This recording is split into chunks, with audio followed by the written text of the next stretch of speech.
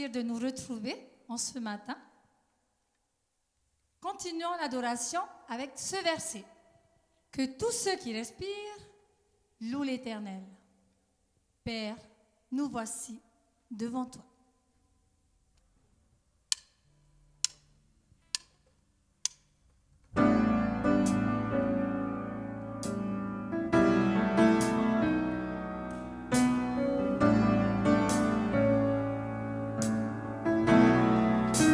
Ensemble, nous venons dans ta présence pour chanter tes louanges et notre reconnaissance de ce que tu as accompli. Tu nous as donné ta vie, ton amour et ta joie, et la louange envahit nos cœurs passionnés de toi. Tu es le Créateur puissant, l'agneau ressuscité. Toi seul as pu triompher de la mort et du péché. Tu as délivré ton peuple pour la vraie liberté. Je me suis mené par chaque jour est avec toi. encore ensemble. Nous venons dans ta présence pour chanter tes louanges et notre reconnaissance de ce que tu as accompli. Tu nous as donné ta vie, ton amour et ta joie, et la louange envahit nos cœurs passionnés de toi. Tu es le Créateur puissant, l'agneau ressuscité. Toi seul as pu triompher de la mort et du péché. Tu as délivré ton peuple pour la vraie liberté. Je me suis mené par chaque jour est avec toi. Tu es le Créateur puissant, l'agneau ressuscité. Toi seul as pu triompher de la mort et du péché. Tu as délivré ton peuple pour la vraie liberté. Je me suis mené par chaque jour est avec toi.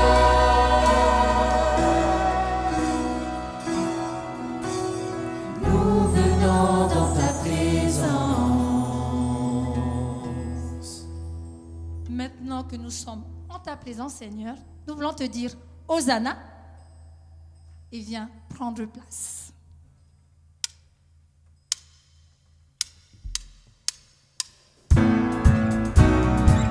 Un chant dynamique pour un peuple dynamique. On reste ensemble. Allons-y. Hosanna, Hosanna,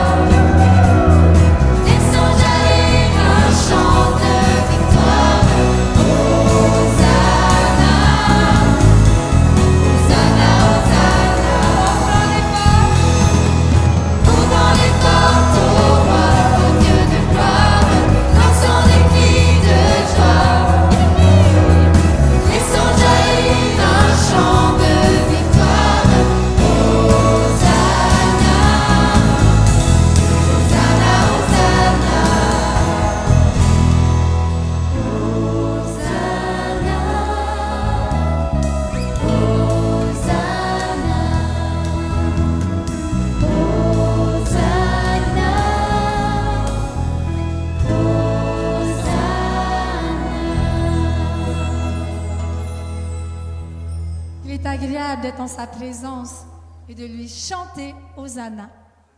Gardons les yeux tournés vers lui dès maintenant jusqu'à son retour.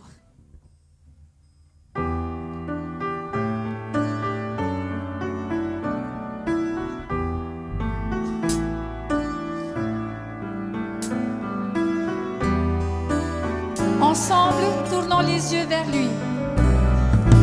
Tournez les yeux vers le Seigneur et rayonnez de joie. Chantez son nom de tout votre cœur. Il est votre sauveur. C'est lui votre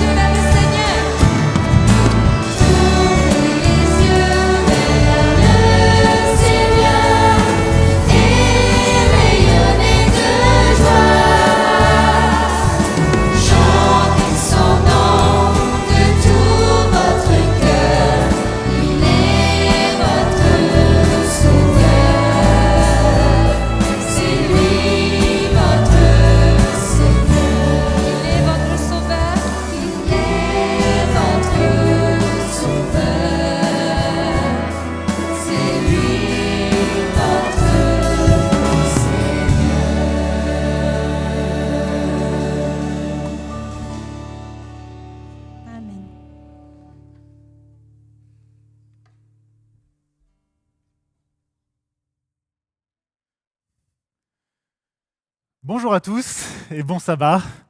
J'espère que vous passez un bon moment en notre compagnie, même si nous sommes en différé. Comme vous le savez, vous l'avez entendu après l'école du sabbat, l'église est vide, donc je parle ici à une église vide, mais on vous considère aussi comme des membres à part entière de notre communauté, donc on a pensé à enregistrer un petit moment pour vous et à vous partager un message, même si nous, en direct, nous aurons un autre moment ensemble. Alors aujourd'hui, j'ai voulu vous parler de quelque chose de particulier. J'aimerais vous parler de nourriture, peut-être aller un petit peu au-delà de la nourriture et ce que cette nourriture symbolise. Le titre du message pour aujourd'hui est « Le pain du royaume ». Et avant d'entrer dans ce message et de partager quelques textes avec vous, j'aimerais vous inviter à prier avec moi. Inclinons la tête et prions. Notre Dieu, notre Père, encore une fois, c'est une joie de pouvoir être là en ta présence en ce jour de sabbat. Peu importe où nous sommes, chez nous, en groupe, en famille. Merci d'être présent avec nous. Merci de de veiller sur nous. Merci de nous enseigner encore une fois. Merci de nous permettre de te louer, même si c'est virtuellement. Et Seigneur, merci de nous avoir accompagnés tout au long de cette semaine. Accorde-nous en ce jour de sabbat du repos, mais aussi un message qui nous fasse du bien, qui nous fortifie, qui nous réveille. C'est ma prière au nom de Jésus. Amen. Alors le message d'aujourd'hui s'intitule « Le pain du royaume ». Et comme vous vous en doutez certainement, je vais vous emmener dans le Nouveau Testament. J'aimerais vous emmener dans l'évangile de Matthieu. Vous savez que Matthieu parle beaucoup de nourriture et de pain. Et moi, j'aimerais vous parler particulièrement des multiplications des pains dans Matthieu. Comme vous le savez certainement, il n'y a pas seulement une multiplication des pains dans Matthieu, il y en a deux, comme vous le voyez ici sur le PowerPoint. La première multiplication des pains est Jésus qui multiplie des pains pour un groupe qu'on considère être des Juifs. Et la seconde multiplication des pains, c'est une multiplication des pains pour les gentils. Et la question que beaucoup de théologiens et de commentateurs se posent, c'est pourquoi est-ce qu'on a deux multiplications ? Pourquoi une seule multiplication n'a pas suffi et pourquoi ces deux-là ? Moi, j'aimerais même vous emmener un petit peu plus loin et vous montrer ceci. Entre les deux multiplications des pains dans l'évangile de Matthieu, il y a des petites histoires qui sont insérées. Et vous les avez ici. Vous avez Pierre qui marche sur l'eau, vous avez Jésus qui répond et qui parle à des pharisiens, vous avez cette histoire avec la femme cananéenne que Jésus reprend un petit peu d'une certaine manière, et vous avez certaines guérisons. Ma question pour vous aujourd'hui, et la réflexion que j'aimerais avoir avec vous, c'est qu'est-ce que ces petites histoires font là, entre deux histoires parlant du pain du royaume de Dieu, de la multiplication du pain et de cette nourriture que Jésus offre à son audience qui est là. Donc pour ce faire, on va simplement prendre ces textes les uns après les autres, les lire. Je vous invite à les garder en tête et à avoir cette réflexion préliminaire sur les textes. Vous allez voir, j'ai mis quelques couleurs pour qu'on puisse avancer ensemble et voir ce que ces textes nous disent. Alors je vais commencer plutôt dans l'ordre et je vais commencer par Pierre qui marche sur l'eau. Ne vous offusquez pas, les textes sont volontairement tronqués pour pas qu'on ait trop à lire. J'essaie de rester au maximum fidèle à ce que le texte dit. Voilà ce que nous avons. Nous sommes donc dans Matthieu chapitre 14, à partir du verset 29 et 30. « Viens, dit-il. » C'est Jésus qui parle. Pierre descendit du bateau, marcha sur les eaux et vint vers Jésus. Mais en voyant que le vent était fort, il eut peur, et comme il commençait à couler, il s'écria « Seigneur, sauve-moi !» Aussitôt Jésus tendit la main, le saisit et lui dit « Homme de peu de foi, pourquoi as-tu douté ?» Vous connaissez certainement cette histoire dans sa globalité, mais c'est simplement ces versets-là sur lesquels j'aimerais qu'on réfléchisse un petit peu. Voilà l'histoire de Pierre qui marche sur l'eau. On avance et on arrive à une petite histoire dans Matthieu, toujours au chapitre 14, de guérison. Nous sommes à partir du verset 34. Et voilà ce que nous lisons. Ils achevèrent la traversée, Jésus et les disciples donc, et arrivèrent à Génézareth. On amena à Jésus tous les malades, on le suppliait de leur laisser le toucher, ne serait-ce que la frange de son vêtement. Et tous ceux qui le touchèrent furent sauvés. Vous avez cette petite narration de guérison insérée régulièrement dans l'évangile de Matthieu, qui font office un peu de pause ou de virgule entre les histoires pour dire, voilà une histoire, et puis Jésus a guéri beaucoup de gens, et puis voilà une autre histoire, et puis Jésus a continué à guérir beaucoup de gens, et ça fait une sorte de transition entre certains passages. Donc voilà, Jésus qui guérit tous les malades, et ils furent sauvés. Avançons, après ces guérisons, qu'avons-nous ? Nous avons Jésus qui parle avec des pharisiens qui vont reprocher quelque chose à Jésus. Nous sommes maintenant au chapitre 15, les premiers versets du chapitre 15. Et voilà ce que le texte nous dit. « Pourquoi tes disciples transgressent-ils la tradition des anciens, car ils ne se lavent pas les mains quand ils mangent ?» Et Jésus va leur répondre, « Hypocrite, Ésaïe a bien parlé en prophète sur vous quand il a dit « Ce peuple m'honore des lèvres, mais son cœur est très éloigné de moi. C'est en vain qu'ils me rendent inculte. C'est en vain qu'ils me rendent inculte, eux qui enseignent comme doctrine des commandements humains. » Pierre lui dit « Explique-nous cette parabole. » Il répondit « Êtes-vous encore sans intelligence, vous aussi ? Ne comprenez-vous pas que tout ce qui entre dans la bouche va dans le ventre avant d'être évacué aux latrines ? En revanche, ce qui sort de la bouche provient du cœur, et c'est cela qui souille l'être humain. Donc encore une fois, une petite compilation de ce qui s'est passé dans ces versets. On a sauté un petit passage, mais vous avez le cœur de ce que disent ces versets. Et voilà la troisième petite histoire. Et encore une fois, je vous rappelle, nous essayons de comprendre pourquoi ces histoires-là sont insérées au milieu de ces multiplications des pains et Jésus qui distribue le pain du royaume. Alors après les pharisiens, on a encore un texte qui souvent nous perturbe. C'est l'histoire de cette femme cananéenne qui va venir voir Jésus. On est toujours au chapitre 15 et on est au verset 21 et suivant. Voilà ce que le texte nous dit. Jésus partit de là et se retira vers la région de Tyr et de Sidon. Une Cananéenne venue de ces territoires se mit à crier « Aie compassion de moi, Seigneur, fils de David. Ma fille est cruellement tourmentée par un démon. » Jésus ne lui répondit pas un mot. Ses disciples vinrent lui demander « Renvoie-la, car elle crie derrière nous. » Il répondit « Je n'ai été envoyé qu'aux brebis perdues de la maison d'Israël. » Ce n'est pas bien de prendre le pain des enfants pour le jeter aux petits chiens. C'est vrai, Seigneur, dit-elle. D'ailleurs, les chiens mangent les miettes qui tombent de la table de leur maître. Alors Jésus lui dit, « Ô femme, grande est ta foi, qu'il t'advienne ce que tu veux. » Et de ce moment-là, sa fille fut guérie. Voilà notre quatrième petite histoire. Et puis nous avons encore une fois une histoire de guérison et une de ces virgules, une de ces passages intermédiaires dont je vous parlais sur Matthieu.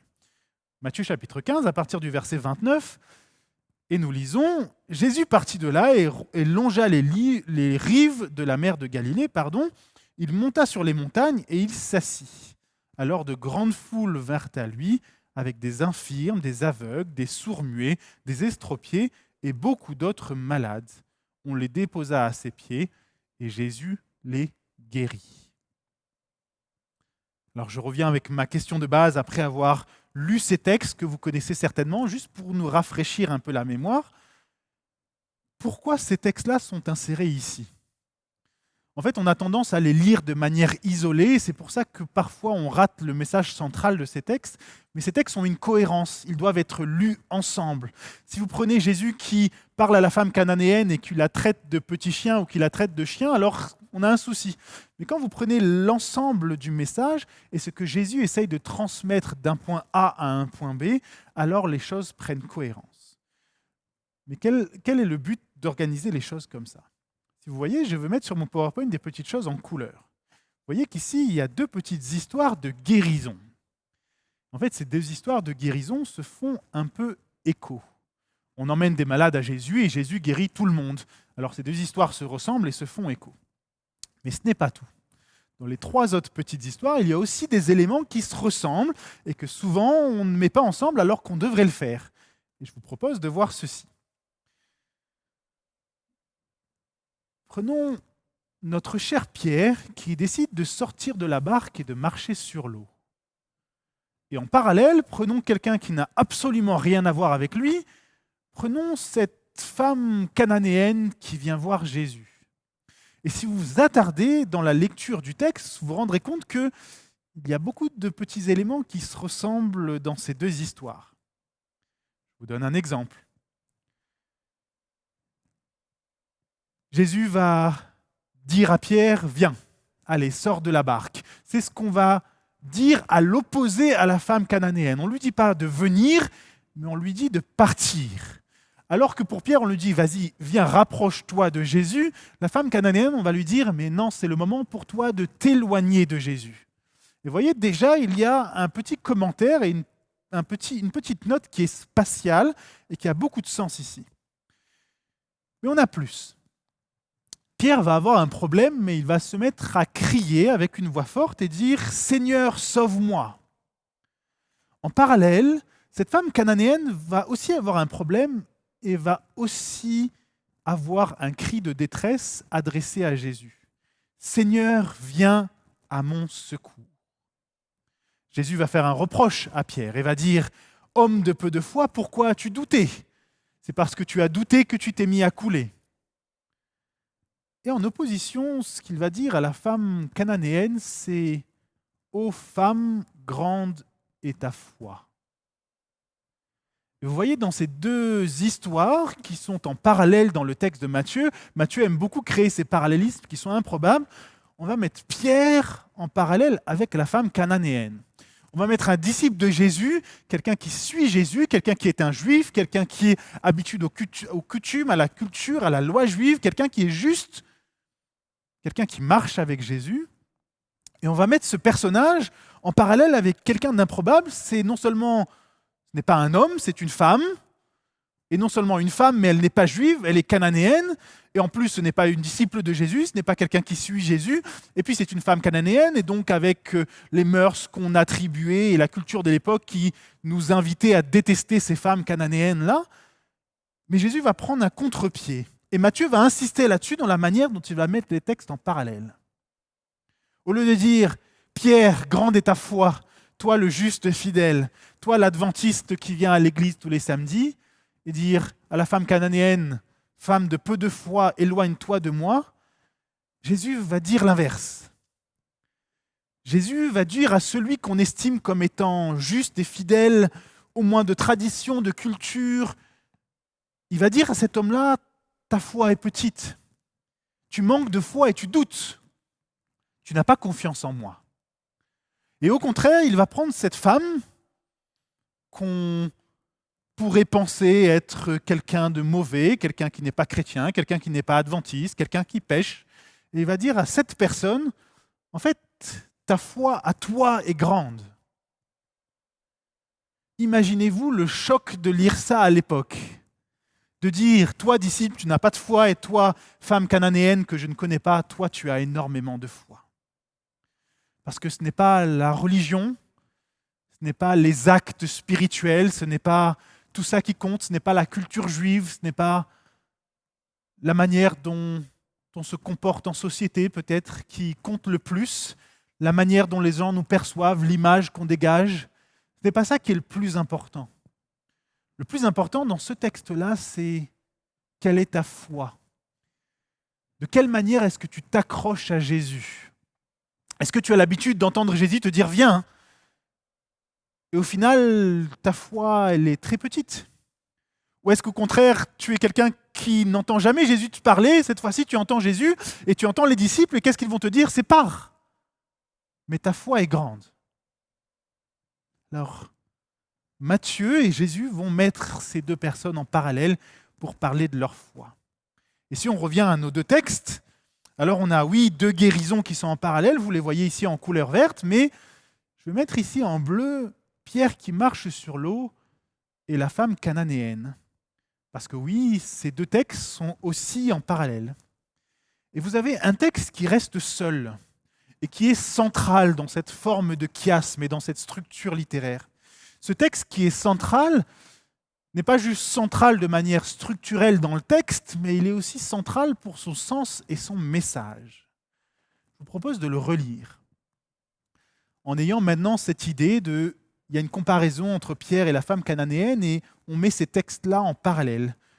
Un parallèle entre les Juifs qui sont fidèles. Jésus va nourrir, par exemple, en jaune ici, il va multiplier les pains pour des Juifs. Et de l'autre côté, une femme cananéenne, et il va multiplier des pains pour des gentils. Et au milieu, on a quelque chose qui concerne les pharisiens. Et voilà peut-être la clé de toute cette section. Voilà ce que Jésus va dire.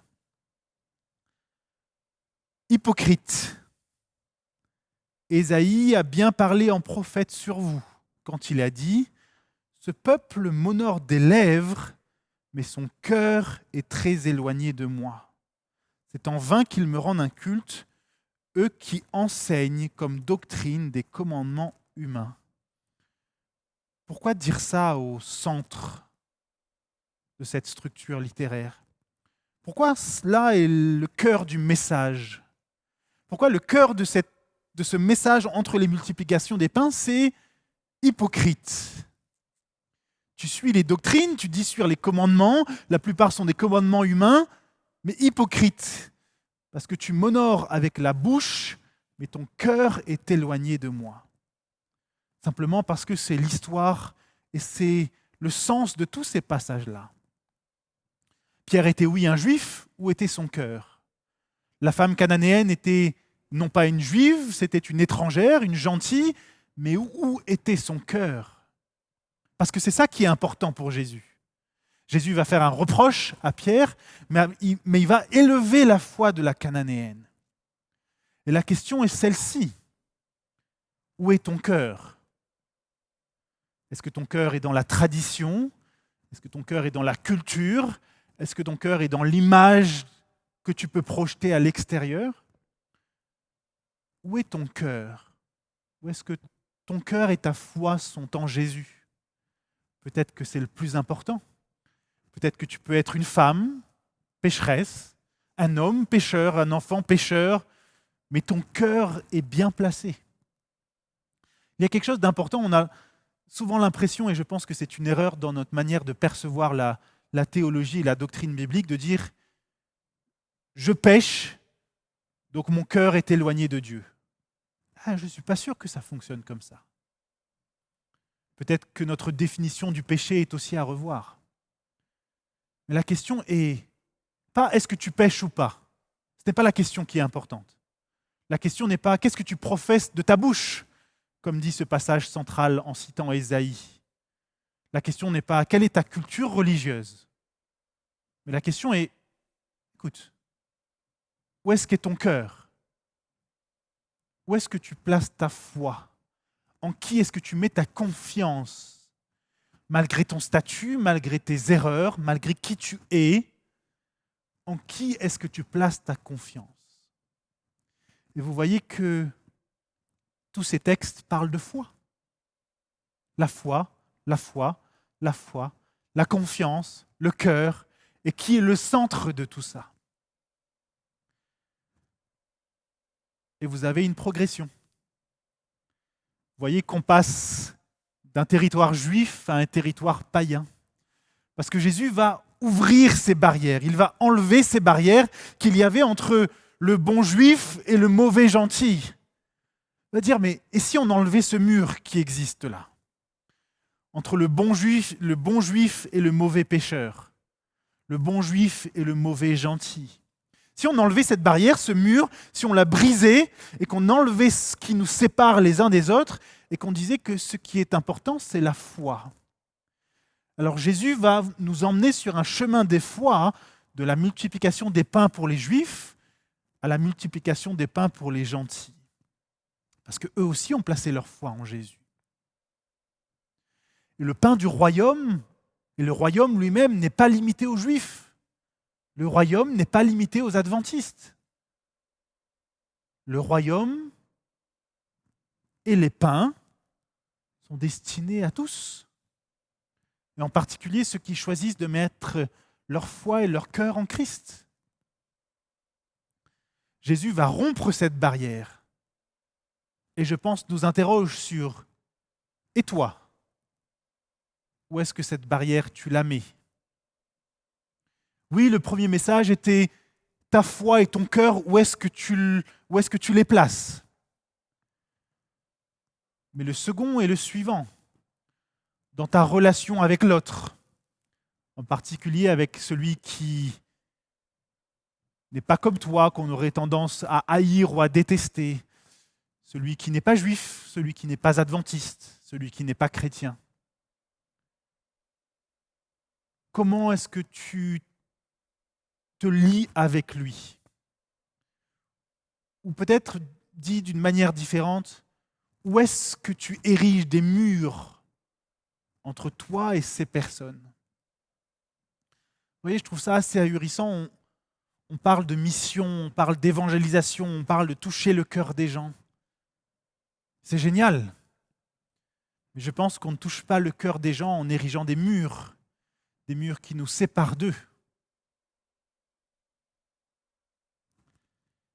Le pain du royaume. Vous voyez, il y a quelque chose encore de plus dramatique dans ce texte-là. Au-delà du fait que ces enseignements sont devant nous depuis longtemps et peut-être qu'on ne les a pas assez bien considérés ou assez bien compris. Si vous prenez ces deux multiplications des pains, la multiplication pour les Juifs et la multiplication pour les gentils, il y a quelque chose qui me frappe particulièrement. C'est la réaction des disciples. Est-ce que vous êtes déjà attardé à ça? Regardez comment est-ce que les disciples réagissent quand il s'agit de la multiplication des pains pour les Juifs et la multiplication des pains pour les gentils. Je vous propose les textes. Allons dans Matthieu 14, et on ira parler de la multiplication des pains pour les Juifs. Voilà ce que le texte nous dit. Quand il descendit du bateau, alors il y a une erreur sur le verset ici, nous sommes au verset 14, donc je vois qu'il y a une erreur de copier-coller, pardon. Quand il descendit du bateau, il vit une grande foule et il fut ému. On parle ici de Jésus. Il guérit leurs malades. Le soir venu, les disciples vinrent lui dire « Ce lieu est désert et l'heure est déjà avancée. Renvoie les foules pour qu'elles aillent s'acheter des vivres dans le village. » Et Jésus va dire « Ben non, on va les nourrir. » Et Jésus va multiplier les pains et va dire aux disciples « Allez-y, maintenant vous pouvez les nourrir. » Et on a la première multiplication des pains pour les Juifs. Et je veux vous mettre quelque chose ici en rouge. Allons sur la deuxième multiplication. On ne parle plus ici des Juifs, mais on parle des gentils. Nous ne sommes plus dans Matthieu chapitre 14, mais dans Matthieu chapitre 15. Jésus appela ses disciples et dit « Je suis ému pour cette foule. » Et nous avons chez Jésus la même émotion, la même compassion. Le terme se répète parce que Jésus était ému pour cette foule de Juifs qui étaient venus l'écouter. Il est aussi ému pour cette foule de païens, cette foule de gentils qui sont là devant lui. La même émotion de Jésus qui le pousse à l'action. Et voilà ce qu'il dit. « Voilà déjà 3 jours qu'ils restent auprès de moi et qu'ils n'ont rien à manger. Je ne veux pas les renvoyer à jeun de peur qu'ils ne défaillent en chemin. » Et je vais vous mettre quelque chose ici en rouge. Voilà déjà 3 jours. Dites-moi, est-ce que vous remarquez quelque chose d'étrange? Quand il s'agissait de Juifs et de la communauté juive, alors les disciples sont venus voir Jésus rapidement. Et le texte nous disait, je vous le représente ici, le texte nous disait, le soir même, le soir venu. Donc Jésus enseigne aux gens toute la journée, puis le soir venu, les disciples sont préoccupés par les gens qui sont en face d'eux. Et les disciples vont aller voir Jésus et dire « Jésus, il faudrait peut-être faire quelque chose, renvoie la foule, parce qu'ils n'ont pas à manger. » Et donc vous voyez des disciples qui sont plutôt proactifs et qui sont intéressés par le sort des gens qui se passent devant eux. Et puis après une journée, ces gens ont faim, écoute, Jésus renvoie-les parce que qu'est-ce qu'ils vont faire? Remarquez la différence quand on parle des païens. Est-ce que les disciples sont venus voir Jésus? Non, pas cette fois-ci. C'est Jésus qui va voir les disciples. Et c'est Jésus qui les appelle. Ah, on a des textes qui sont en parallèle, mais il y a quelque chose qui change. Pourquoi est-ce que les disciples ne sont pas venus voir Jésus? Et Jésus va leur dire, voilà déjà 3 jours qu'ils restent auprès de moi et qu'ils n'ont rien à manger. Ah, encore une différence. Il y avait une référence temporelle, c'était le soir. Maintenant, on a une référence temporelle ici, et c'est 3 jours après. Vous voyez que les disciples, il y a une foule de gens qui sont ici des gentils, qui sont venus écouter Jésus parler, et puis la journée passe, et le soir, ils ne viennent pas voir Jésus pour dire il faudrait peut-être leur donner à manger. La nuit passe, et puis le lendemain arrive, et puis ils ne sont toujours pas venus voir Jésus pour lui dire il faudrait peut-être leur donner à manger. Et puis le 3e jour passe, et puis c'est Jésus qui va les appeler, qui va leur dire mais maintenant c'est peut-être le temps que vous veniez. Vous ne réalisez pas quelque chose? Ça fait 3 jours qu'ils sont là et qu'ils n'ont pas à manger. Et voilà ce que les disciples vont répondre cette 2e fois. Les disciples lui dirent « Où trouverons-nous dans ce lieu désert assez de pain pour rassasier une si grande foule ?» Attendez. Où trouverions-nous assez de pain pour rassasier une si grande foule? Mais Ce n'est pas le chapitre d'avant où tu as vu Jésus nourrir des milliers de personnes par miracle. Et là, tu poses la question dans le même contexte, où est-ce qu'on va trouver de la nourriture ? N'est-ce pas une question étrange, perturbante ? Pas tant que ça quand on se met dans leur mentalité, dans leur manière de penser. Oui, Jésus peut faire des miracles et nourrir en abondance, comme Dieu a nourri le peuple d'Israël dans le désert et leur donner le pain du miracle, la manne qui tombe du ciel. Il peut nourrir des Juifs. Mais Jésus, là, il y a des gentils. Qu'est-ce qu'on va faire ? Il n'y a pas de pain, il n'y a pas de pain. Ben, ok. Peut-être que tu n'as pas compris qui était Jésus encore. Que Jésus n'était pas là simplement pour donner le pain du royaume aux bons juifs et aux bons adventistes. Mais peut-être que Jésus était là pour étendre le royaume et dire, mais en fait, le royaume de Dieu, c'est aussi pour les autres. Et peut-être qu'eux aussi, ils ont le droit d'avoir du pain. Ils sont tous là, devant moi, venus pour m'écouter, en train de boire mes paroles. Eux, ils n'ont pas le droit au miracle. Si, ils auraient le droit du pain, mais pas au miracle. Pourquoi pas ? Le pain du royaume est étendu aux gentils dans ces textes-là. Mais regardez la mentalité des disciples, qui est, je pense, trop souvent la nôtre. Une empathie, une émotion à géométrie variable. Une grande empathie pour nos frères adventistes qui sont avec nous chaque sabbat et qui nous aiment, avec qui nous faisons des agapés, avec qui nous mangeons le midi. Ça, ce sont nos frères. Nous allons prier pour eux. Nous sommes des personnes de caractère empathique parce que le Saint-Esprit a travaillé en nous. Et les fruits de l'Esprit sont grandissants et sont mûrs chez nous. Et puis, voilà des gentils, des femmes cananéennes, des gens de mauvaise vie. Et bizarrement, les fruits de l'Esprit s'éteignent ici. Et nous avons, encore une fois, ces fruits à maturité variable. Pourquoi notre empathie a des murs ? Pourquoi nous avons construit des murs pour notre empathie ? L'empathie de Dieu ne s'arrête pas aux barrières de l'Église, ne s'arrête pas à la porte de l'Église. L'empathie de Dieu est ouverte, comme vous le voyez dans ces textes-là. Jésus est ému de compassion pour tout le monde de la même manière.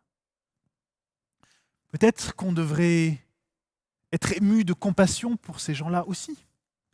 Et peut-être encore plus pour ces gens-là que pour les gens qui sont déjà à l'intérieur de la bergerie. Mais vous savez, il y a quelque chose d'important. Et tout ça touche à la valeur.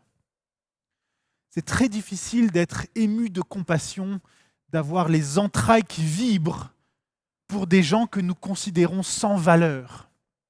Et c'est ça le centre de ce texte-là. Pierre est quelqu'un qu'on estime et pour qui a beaucoup de valeur. Et cette femme cananéenne, ce n'est qu'un petit chien au final. Mais quelle valeur est-ce que vous donnez aux gens ? Est-ce que vous donnez la même valeur aux gens qui sont là et aux gens qui sont à l'extérieur de chez vous, à l'extérieur de votre famille, à l'extérieur de l'Église, aux gens qui sont catholiques, aux gens qui sont musulmans, aux gens qui n'ont pas la même foi que vous ? Est-ce que vous leur accordez la même valeur parce qu'ils sont des enfants de Dieu ? Même si leurs choix sont parfois critiquables, ou leurs actions sont parfois critiquables, même s'ils se trompent parfois, ils restent des créatures de Dieu qui méritent d'avoir de la valeur et qui peut-être, au minimum, méritent notre compassion. Et encore une fois, on parle beaucoup de mission, d'évangélisation, de stratégie. On va adopter cette stratégie et peut-être que cette stratégie sera la meilleure. On va distribuer des choses, on ne va pas distribuer des choses. Mais peut-être qu'encore une fois, on prend le chemin à l'envers. Et au lieu de mettre en place des stratégies pour atteindre des gens qui sont à l'extérieur et qui deviennent des chiffres, des numéros, que nous aimerions bien baptiser pour gonfler les chiffres de nos membres d'église, peut-être que la première chose serait de donner à ces gens de la valeur, même s'ils ne connaissent pas Christ, même s'ils connaissent Christ peut-être d'une mauvaise manière, peut-être qu'en leur donnant de la valeur, leur chemin de foi pourrait commencer là, parce que c'est ça qui compte. Et donc c'est ce que je voudrais vous transmettre, c'est ces 2 points qui sont pour moi cruciaux dans ces textes-là. Premièrement, où est votre cœur ? Parce que vous pouvez être Pierre et suivre Jésus depuis des années, avoir un zèle pour Dieu qui dépasse beaucoup de choses, mais ne pas avoir votre cœur bien placé tout le temps. Alors faites attention à ça. Où est-ce que vous mettez votre confiance et votre cœur ? Et deuxièmement, quels sont les murs que vous érigez qui vous séparent des autres ? Pas seulement en termes de stratégie militaire, mais en termes de valeurs, en termes d'émotions. Vous savez, c'est facile de partager l'Évangile à des gens qu'on aime, à des gens qu'on apprécie, à des gens qui ont de la valeur à nos yeux. C'est très difficile et très artificiel de partager l'Évangile à des gens qui n'ont aucune valeur pour nous. Alors plaçons notre cœur au bon endroit, plaçons notre cœur en Jésus, essayons de l'imiter, peut-être d'être émus de compassion de la même manière pour tout ce que Dieu a créé. C'est ma prière pour nous. Je vous souhaite un très bon sabbat. Amen. Pour finir ce temps d'adoration, nous allons chanter ce dernier cantique qui dit « Pour cet immense bonheur, Alléluia ». Simple. Donc ce bonheur vient de l'Éternel à partir d'aujourd'hui jusqu'à son retour. Donc gardons ce bonheur.